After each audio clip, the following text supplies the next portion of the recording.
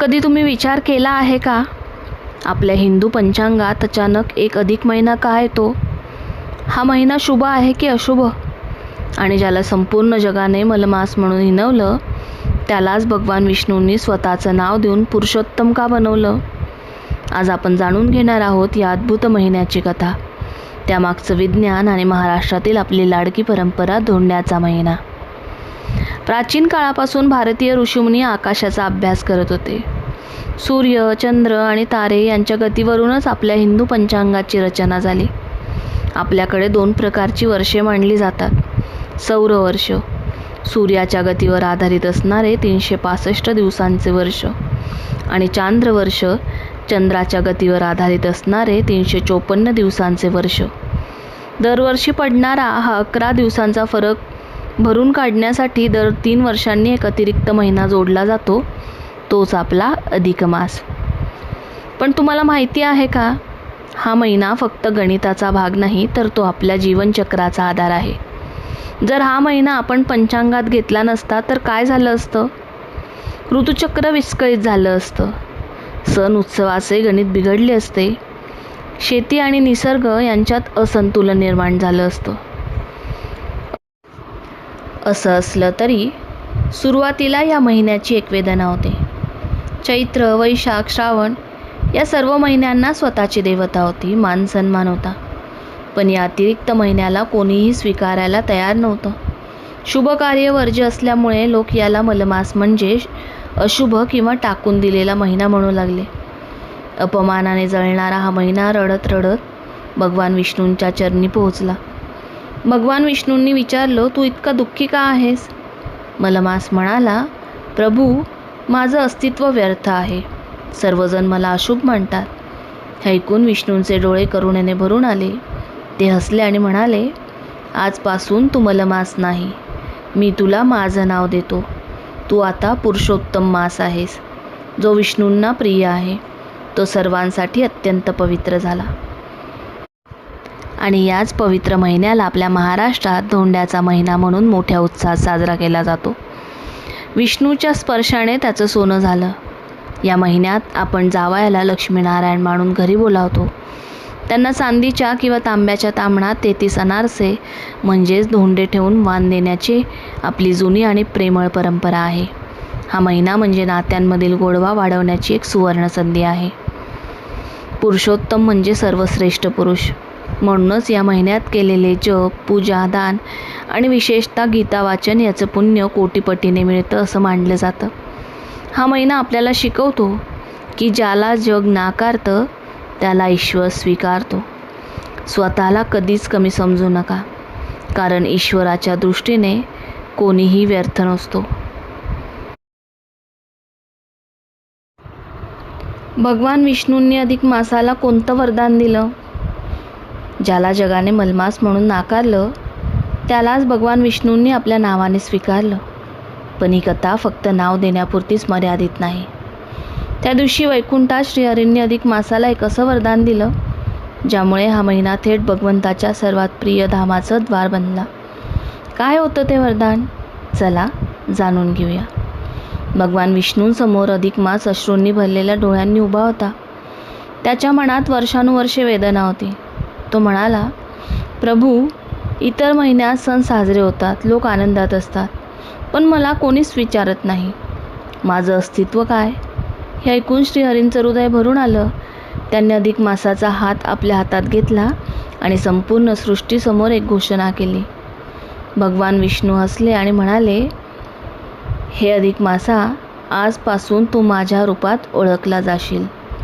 मी तुला माझं सर्वात प्रिय नाव पुरुषोत्तम देतो आणि तुला असं वरदान देतो की या महिन्यात जो माझी भक्ती करेल त्याला केवळ वैकुंठच नाही, तर माझ्या अत्यंत प्रिय अशा गोलोकधामाची प्राप्ती होईल. श्रीहरी पुढे म्हणाले, जो आनंद मला चैत्र किंवा कार्तिक महिन्यात मिळत नाही, त्यापेक्षा जास्त आनंद मला या पुरुषोत्तम मासात मिळणाऱ्या भक्तीने होतो. विचार करा, प्रत्यक्ष भगवंताला ज्या महिन्यातली भक्ती सर्वात जास्त प्रिय आहे, त्या महिन्याचं महत्त्व किती मोठं असेल. या वरदानामुळेच या महिन्याला केलेला छोटासा जप किंवा दिलेले एक साधे दानही अक्षय पुण्याचे फळ देते. श्रीहरींनी या महिन्याला मासिक राजपुत्र मानले, म्हणजेच सर्व महिन्यांचा राजा. त्यांनी सांगितले की या काळात जो स्वतःला शुद्ध करेल त्याच्या आयुष्यातील सर्व अंधार मी दूर करेन. हा महिना बाह्य जगमगाटाचा नाही, तर अंतर्मनात झाकून पाहण्याचा आहे. म्हणून या महिन्यात भक्त स्वतःचे दोष दूर करण्याचा प्रयत्न करतात. ईश्वराच्या या वरदानाने सिद्ध झाले, जगाच्या नजरेत जे टाकाऊ असतं तेच ईश्वरचरणी सर्वात मोलाचं असतं. अधिक महिन्यात शुभ कार्य का करत नाहीत?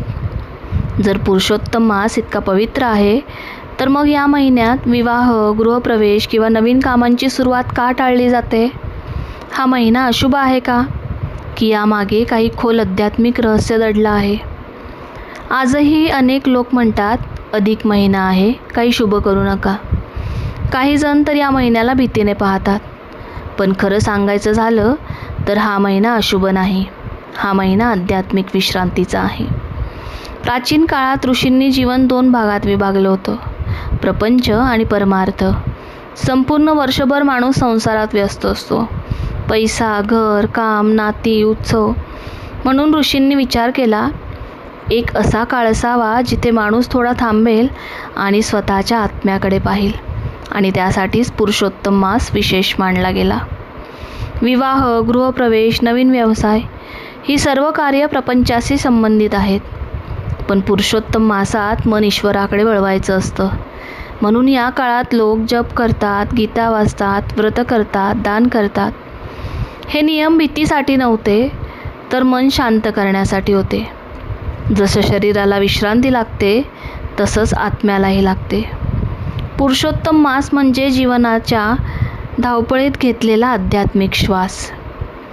हळूहळू लोकांनी या परंपरेचा अर्थ विसरला आणि फक्त नियम उरले.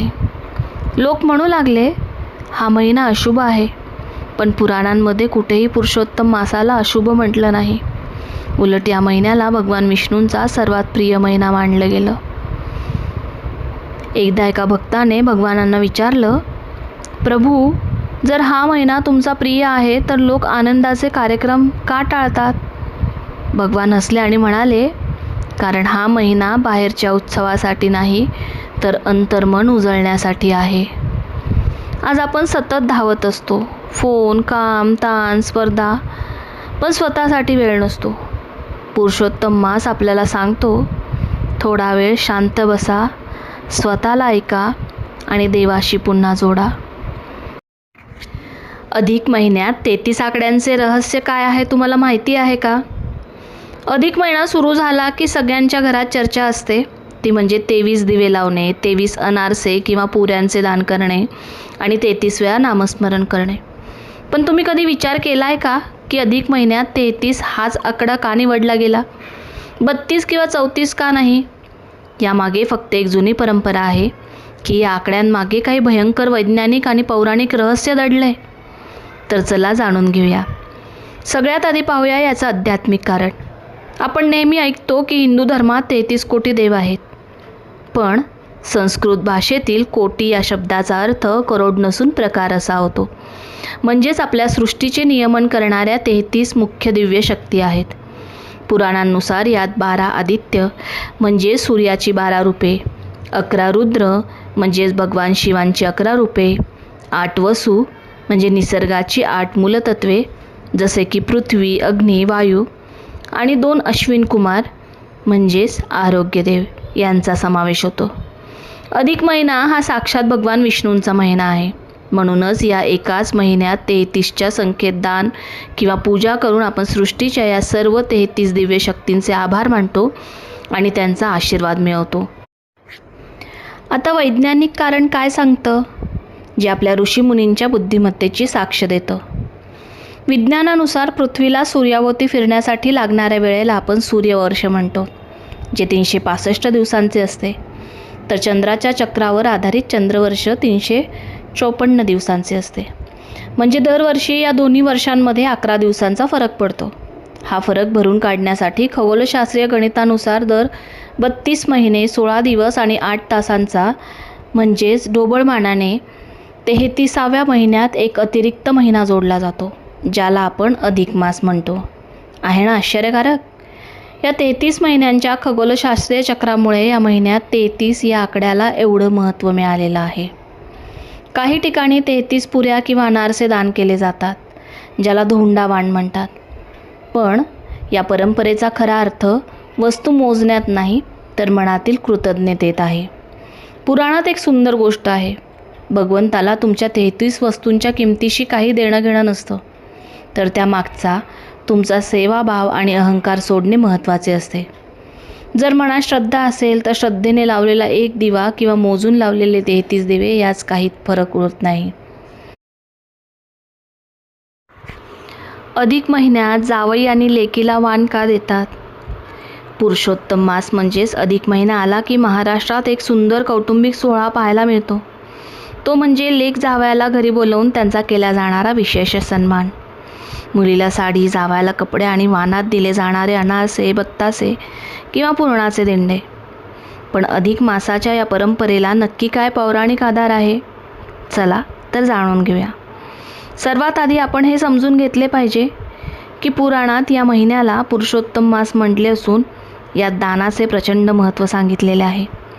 पुराणांनुसार या पवित्र महिन्यात केलेले दान हे इतर महिन्यांपेक्षा 1000 पटीने अधिक फळ देते. विशेषतः पद्मपुराणात अपूपदान म्हणजे छिद्र असलेल्या किंवा जाळीदार गोड पदार्थांच्या दानाला सर्वश्रेष्ठ मानले आहे. आजच्या काळात आपण ज्याला अनारसे किंवा बत्तासे म्हणतो ते याच अपूपदानाचा भाग आहेत. आता प्रश्न येतो की हे दान जावयाला का दिले जाते? अतिथी देवो भव म्हणजेच घरी आलेल्या अतिथीला देवाचे रूप मानावे. भारतीय गृहस्थ संस्कृतीत जावई हा सर्वात मोठा आणि मानाचा अतिथी असतो. त्यातही आपल्या लाडक्या कन्येचा म्हणजेच घराच्या लक्ष्मीचा संसार जो सांभाळतो तो जावई म्हणजे घरचा विष्णू. म्हणूनच या महिन्याला विष्णुरूपी जावयाची आणि लक्ष्मीरूपी मुलीची पूजा करून त्यांना वस्त्र आणि वाण देण्याची एक सुंदर लोकपरंपरा महाराष्ट्रात रूढ झाली आहे. तुम्हाला माहीतच असेल की वैदिक संकल्पनेनुसार 33 देवशक्ती मानल्या जातात. या संपूर्ण देवशक्तींप्रती कृतज्ञता व्यक्त करण्यासाठी हे अनारसे 33 देण्याची प्रथा सुरू झाली. आकड्यांचे सविस्तर रहस्य आपण आधीच्या व्हिडिओमध्ये पाहिलेच आहे. महत्त्वाची गोष्ट म्हणजे जेव्हा आई वडील जावयाला तांब्याच्या किंवा चांदीच्या ताटात हे 33 अनारसे देतात, तेव्हा त्यावर एक दिवा लावला जातो आणि श्री पुरुषोत्तम प्रियतम असे म्हणून संकल्प सोडला जातो. हा दिवा जावयाच्या आयुष्यातील अंधार दूर होऊन त्यांचा संसार प्रकाशमान व्हावा याचे प्रतीक असतो. पूर्वीच्या काळी मुली दूर सासरी असायच्या, संवाद कमी असायचा. अशावेळी या पवित्र महिन्यानिमित्ताने लेकीला माहेरची ओढ लागायची आणि जावयासोबत तिचे येणे व्हायचे. शास्त्रातील दान संकल्पना आणि लोकजीवनातील नात्यांचा गोडवा याचीही एक अप्रतिम सांगड आहे. आजकाल या प्रथेला काही ठिकाणी पैशांच्या किंवा प्रतिष्ठेच्या प्रदर्शनाचे रूप आले आहे. पण पुराणांना आणि आपल्या संस्कृतीला हे अजिबात अभिप्रेत नाही. वाण हे वस्तूंचे किंवा पैशाचे नसते, तर ते नात्यांमधील प्रेम आणि आदराचे असते. तुमच्या लेक जावयाला मनापासून दिलेला आशीर्वाद हेच सर्वात मोठे वाण आहे. अधिक किंवा पुरुषोत्तम मासात भगवद्गीता, विष्णू सहस्रनाम आणि दानाचं महत्त्व काय आहे? पुरुषोत्तम मासात गीता वाचन, विष्णू सहस्रनाम आणि दान यांना सर्वाधिक महत्त्व का दिलं जातं? आणि या महिन्यात 33 या संख्येला आणि एका विशिष्ट गोड पदार्थाच्या दानाला काय महत्त्व आहे? जर तुम्हाला आजच्या धावपळीत हे सर्व वाचायला वेळ नसेल तर सोपा मार्ग कोणता? चला या पवित्र महिन्यामागचं खरं रहस्य जाणून घेऊया. हिंदू धर्मात पुरुषोत्तम मास, ज्याला आपण सामान्य भाषेत अधिक मास किंवा धोंड्याचा महिना म्हणतो, हा अत्यंत पवित्र मानला गेला आहे. पद्मपुराण आणि स्कंद पुराणात या महिन्याला अधिक मासऐवजी पुरुषोत्तम मास असंही म्हणतात. अनेकांना प्रश्न पडतो की अधिक मास विष्णूंचा आहे, मग श्रीकृष्णाची गीता का वाचावी? परमात्मा एकच. श्रीकृष्ण हे भगवान विष्णूंचेच पूर्ण अवतार आहेत. पुरुषोत्तम योग भगवद्गीतेच्या 15व्या अध्यायाचं नावच पुरुषोत्तम योग आहे. या अध्यायातील 17व्या श्लोकात भगवान म्हणतात, क्षर आणि अक्षर या दोन्ही पुरुषांपेक्षा उत्तम असलेला जो परमात्मा आहे तोच तिन्ही लोकांत प्रवेश करून सर्वांचे पालनपोषण करतो आणि त्यालाच पुरुषोत्तम म्हणतात. म्हणूनच या महिन्यात संपूर्ण गीता किंवा विशेषतः 15व्या अध्यायाचं पठण केल्याने थेट भगवंताची कृपा प्राप्त होते. पुरुषोत्तम मासाचे स्वामी स्वतः भगवान विष्णू असल्यामुळे या महिन्यात विष्णू सहस्रनाम म्हणजेच भगवान विष्णूंच्या 1000 नावांचे स्तोत्र वाचण्याला अत्यंत उच्च स्थान आहे. याचा मुख्य उगम महाभारताच्या अनुशासन पर्वात येतो. जेव्हा भीष्म पितामह शरशय्येवर होते तेव्हा युधिष्ठिराच्या शंकेचे निरसन करताना त्यांनी सांगितले होते की या जगातील सर्व संकटातून मुक्त करणारा आणि सर्वश्रेष्ठ आश्रय देणारा कोणताही मार्ग असेल तर तो म्हणजे विष्णूंच्या 1000 नावाचे स्तुतिपाठ करणे. या महिन्यातील विष्णू सहस्रनामाचे पठण घरातील नकारात्मक ऊर्जा दूर करते आणि सुखसमृद्धी नांदते. आजच्या व्यस्त जीवनात प्रत्येकालाच रोज बसून गीता किंवा विष्णू सहस्रनामाचे शुद्ध पठण करणे शक्य होत नाही. अशावेळी निराश होण्याची अजिबात गरज नाही, कारण शास्त्राने एक सोपा आणि सुंदर मार्ग दाखवला आहे, श्रवणभक्ती. श्रीमद्भागवत पुराणात 9विधा भक्तीमध्ये पहिलं स्थान श्रवणभक्तीला दिलं आहे, म्हणजेच देवाचे गुणगान ऐकण्याला. जर तुम्हाला वेळ नसेल तर ऑडिओ स्वरूपात विष्णू सहस्रनाम किंवा गीता भक्तिभावाने ऐकली तरीही पठण केल्या इतकेच पुण्य लाभते. भगवंताला तुमच्या शुद्ध भावाची भूक असते, भाषेची किंवा वेळेची नाही. अधिक मास महात्म्यानुसार या महिन्यात केलेल्या दानाला अक्षय फल मिळतं. आपल्या संस्कृतीतील 33 कोटी प्रकारचे देव मानले गेले आहेत. त्यांच्या पूजेचे प्रतीक म्हणून या महिन्यात 33 या संख्येला आणि दानाला महत्त्व आहे. काय आणि कसं दान करावं? अनारसा, बत्तासे, मालपुवा. पौराणिक परंपरेत 33 मालपुवा किंवा अनारसे किंवा बत्तासे तांब्याच्या पात्रात ठेवून दान देण्याची प्रथा आहे. बत्तासे किंवा मालपुवा किंवा अनारसा हा सच्छिद्र म्हणजे बारीक छिद्रे असलेला असतो. शास्त्रात मानलं जातं की जेवढी छिद्रे असतात तेवढी वर्ष मानवाला वैकुंठ लोकात स्थान मिळतं. दीपदान. मंदिरात किंवा घरात तुळशीचा दिवा लावणं हे अज्ञानाचा अंधार दूर करून जीवनात ज्ञानाचा प्रकाश आणण्याचं प्रतीक आहे. अन्नदान आणि जलदान. भुकेल्याला अन्न देणे आणि तहानलेल्या प्राण्यांना, पक्ष्यांना पाणी पाजणे ही सर्वात मोठी ईश्वर सेवा आहे. वस्त्रदान आणि सुवासिनीची ओटी भरणे. गरजूंना कपडे देणे. तसेच लोकपरंपरेनुसार आपल्या माहेरच्या संस्कृतीची कृतज्ञता म्हणून मुलीने आईची किंवा सुवासिनीची ओटी भरणे. यामुळे कुटुंबात समृद्धी टिकून राहते. ज्ञानदान. कोणाला तरी भगवद्गीता किंवा विष्णू सहस्रनामाचं पुस्तक भेट देणे हे सर्वोत्तम दान आहे. दान करताना सर्वात मोठी अट अहंकार शून्यता. नाहम करता हरिही करता. मी करणारा नाही, सर्व हरीच करणारा आहे. शास्त्र सांगतं की जर तुम्ही लाखो रुपयाचं दान अहंकाराने करत असाल तर त्याचा काहीही उपयोग नाही. पण जर तुम्ही अत्यंत नम्रतेने आणि प्रेमाने एखाद्याला छोटीशी मदत जरी केली तरी भगवान पुरुषोत्तम त्या आनंदाने स्वीकारतात. दानामध्ये किंमत नाही तर नियत महत्त्वाची असते. आजच्या आधुनिक काळात पुरुषोत्तम मास आपल्याला साधेपणा शिकवतो. दिवसभरातून 5 मिनटं काढून देवाचं नाव घेणं किंवा ते ऐकणं, कोणाशीही वाईट न बोलणं आणि आपल्या क्षमतेनुसार कोणा एका गरजूंना मदत करणं हीच या महिन्याची खरी साधना आहे. अधिक मासात मुलीला जोडवी का देतात? अधिक मासाला पुरुषोत्तम मासही म्हटले जाते. या महिन्यात जप, दान, सुवासिनी पूजन आणि कन्यापूजनाला विशेष महत्त्व आहे आणि दीपदानालाही. जोडवी हे विवाहित स्त्रीच्या अखंड सौभाग्याचे लक्षण मानले जाते. माझ्या लेकीचे सौभाग्य अखंड राहो आणि तिला दीर्घायुष्य लाभो याच पवित्र भावनेने अधिक मासात मुलीला जोडविधान केली जाते. महाराष्ट्रातील वाण देण्याची परंपरा याच भावनेतून आली आहे. भारतीय संस्कृतीत प्रत्येक अलंकाराला एक अर्थ आहे. जोडवी हे केवळ सौंदर्याचे साधन नसून ते कुटुंबातील स्थैर्य आणि पृथ्वी तत्वाशी जोडणारा अलंकार मानला जातो. पूर्वीच्या काळी अधिक मासात आईवडील मुलीला जोडवी, साडी, हिरवा चुडा आणि हळद कुंकू देऊन तिचा सन्मान करायचे. हा केवळ एक दागिना नाही, तर लग्नानंतरही मुलगी माहेराशी आणि आपल्या मुळांशी कायम जोडलेली आहे हा संदेश देणारा एक हळवा गप्पा आहे. जोडवी नेहमी चांदीची असते. आयुर्वेदानुसार चांदी हा धातू शरीरातील उष्णता संतुलित ठेवण्यास आणि थंडावा देण्यास मदत करतो. पायाच्या दुसऱ्या बोटात जोडवी घातल्यामुळे तिथल्या विशिष्ट नसांवर दबाव येतो, ज्यामुळे रक्तप्रवाह सुरळीत राहतो आणि मानसिक स्थैर्य लाभते, अशी पारंपरिक धारणा आहे. पारंपरिक मान्यतेनुसार या बोटाचा संबंध स्त्रीच्या प्रजनन आरोग्याशी जोडला गेला आहे. आपल्या संस्कृतीत प्रत्येक परंपरेमागे केवळ श्रद्धा नसते, तर त्यात प्रेम, आरोग्य आणि नात्यांची जपणूकही दडलेली असते.